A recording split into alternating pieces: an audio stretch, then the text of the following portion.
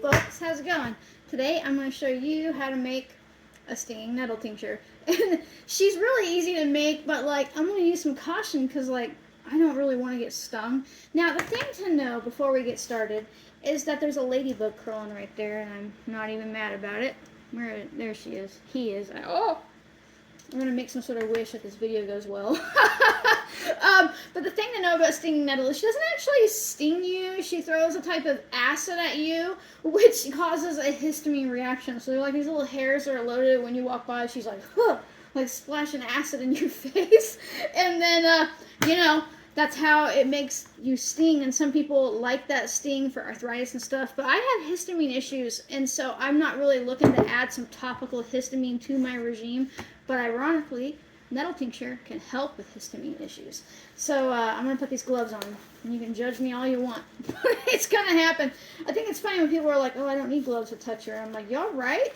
Do you need like a Claritin, like at the end of the night when you're all puffed up? Let me grab a knife, because I totally forgot a knife. Okay, so making a nettle tincture is super easy, especially if you're working with fresh plant matter and 100 proof vodka. That means that you don't have to do any complicated math about like diluting it, or like you don't have to be like, well, how much is the ratio and the what to what. You don't have to worry about any of that, because 100 proof vodka is already 50% alcohol, 50% water. So every drop you get is already 50-50 balanced, right? So we're just going to jump right into it because it's that easy. So I'm going to take my nettle, and I'm going to give her a little bit of a chop. I don't want you to pulverize her. I don't want you to put it in a blender or anything like that.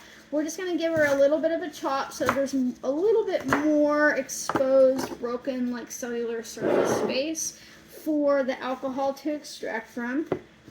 Alrighty. And then I'm going to do it again. And I'm not going to cram pack my jar either, because you want space for the alcohol to exist, right? And I'm going to use a jar that I can fill all the way up, both with like the nettle and vodka, right? Don't use a massive jar, and I'll get to why in a second, right? Unless you're making a massive batch, right? But this quart jar will last me probably about a year or two or longer, depending on if I share with family and friends. Okay, so you ready for the super duper complicated hard part? I don't know if you're going to be able to handle this. You're going to take your 100 proof vodka and you're going to dump it over top. Tinctures are so easy when you step away from the like super rigidly, I'm like perfectly scientific and have something to prove method. But really what that means is when you stop using grain alcohol to make your tinctures, I need more vodka. And ladybug, you don't want to be in there. Heavy with ladybugs. When you stop using grain alcohol and dried plant matter, this is literally how easy it is to make a tincture. Now, nettle is really, really amazing for supporting things like allergies. Right now, she's fantastic for that. She really is. Something that I did here that was really important that I want you to pay attention to. I filled my jar to the top, to the point where the top of my lid is now wet with alcohol. That means that there's no real excess air in here, because air causes oxidation, which can make your tincture a little bit weaker. It's not the end of the world, but that is why you want to use a jar that you can fill all the way up, both with your plant matter and vodka. So think about when you take a bite of an apple, you leave it on the counter, forget about it, walk away, come back. What happens? The apple turns brown. Basically, when a broken cellular structure is exposed to air, it oxidizes, which is a fancy term for it rusts. The apple has rusted. And because we're breaking down the cellular structure of this plant using alcohol, and we chopped her up a bit, if you leave a ton of oxygen in your jar, it oxidizes, right? And that means that your tincture is essentially rusting. It's not completely avoidable, right? It will oxidize to an extent regardless, but the worst time for it to oxidize is while you're in the middle of extracting it, right? So after you strain it, it'll naturally oxidize a little bit, but it does it worse when the plant matter is still in there, right? And again, it doesn't ruin it. It just makes it a little bit weaker, a little bit more inflammatory, because it does have, rust in it, basically. Even though it's not the same type of rust you think of like on metal, it has oxidizes and causes issue. So fill it all the way up. and it's a really easy way to avoid it. But you know, a lot of people think of nettle for how nutritious she is, right? Like a nettle infusion is an amazing source of vitamin K1, iron, even some protein, lots of vitamin C and potassium and magnesium and all this stuff. But I want you to know, none of that matters in a tincture. No, if anyone ever tries to sell you a tincture for supporting like your nutritional needs, they either don't know what they're talking about or they're lying to you, because there's not going to be enough nutrition extracted into this alcohol for it to matter. And you take it in drop amounts, like a tincture is taken in drops, not shots, right?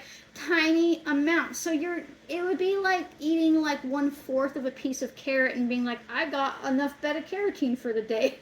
It doesn't really matter.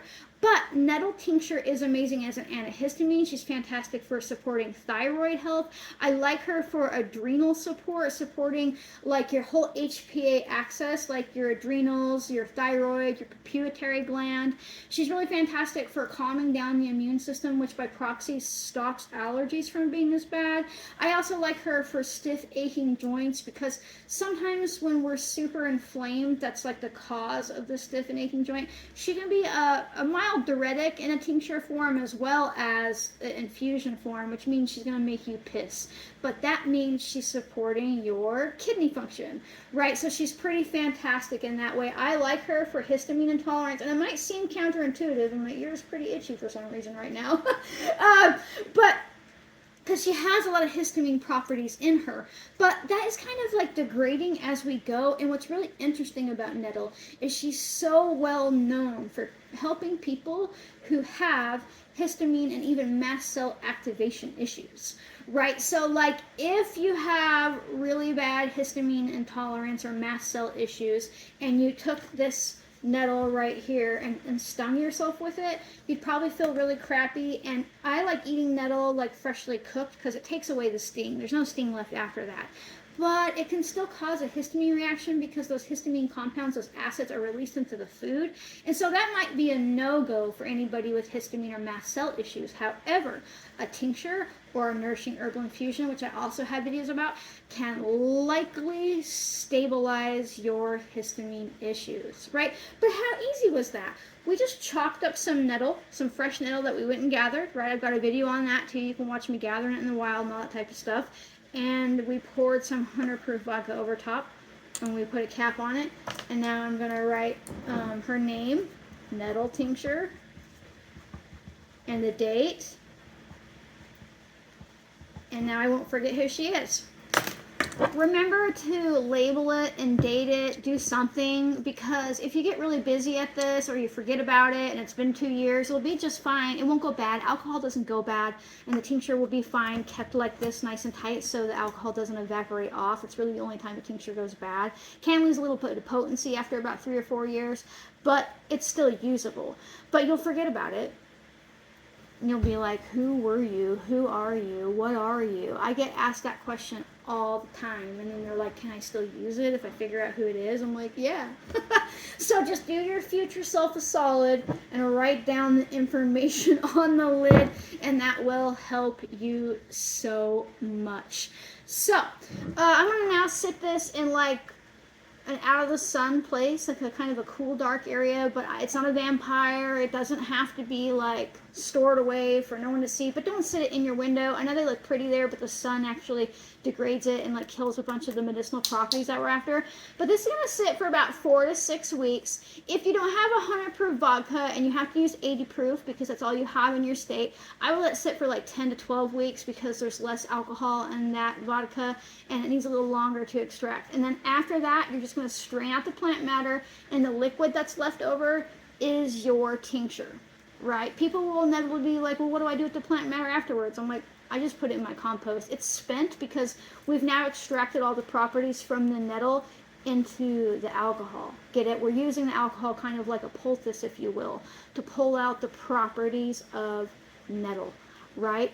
And, you know, again, check out my how to use a tincture video because people will be like, well, what's the dose after that? And I'm like, well, These aren't pharmaceuticals, so you have to listen to your body. You start low and slow, and you work up, and you find your individual dose, right? It's not one size fits all, and herbalism requires you to like take responsibility for your body, right? It makes you tune in and pay attention. Like, it's just a thing that happens, but I got a video for it, so definitely check that out. But again, I cannot stress enough how smart you are and how capable you are of doing this. It is so simple. Just get out there, get curious, and try. Like, it's so easy to make a tincture. It really is. It's crazy. So if you would like to support my capacity to be a real human, keep vodka in my jar, and do all that kind of stuff, consider becoming a member. It's just a way to throw me a couple bucks a month. There's nothing really hidden behind a paywall. You do get early access to videos like this one. Members watch this video first, but if you can't afford, don't worry about it, because you're watching it right now and you're not a member and I released it, right? So it's not a paywall, it's a little bitty baby time wall. I do also do members only Q&As on Sundays. I do like a health Q&A for everybody on Friday. So again, if you can't afford to join, don't even worry about it. Another really impactful way to support my channel is to make sure that you like, comment, subscribe, turn notifications, and share. Sharing is super important because it helps people realize that they're smart enough to do this too. It helps get my work out there. It tells the algorithm that I'm cool enough to show to people, and that is just a really meaningful way to support me. If you can't become a member or anything like that, that really still does matter to me hugely. So thank you so much for watching, folks, and I'll see you next time. Bye.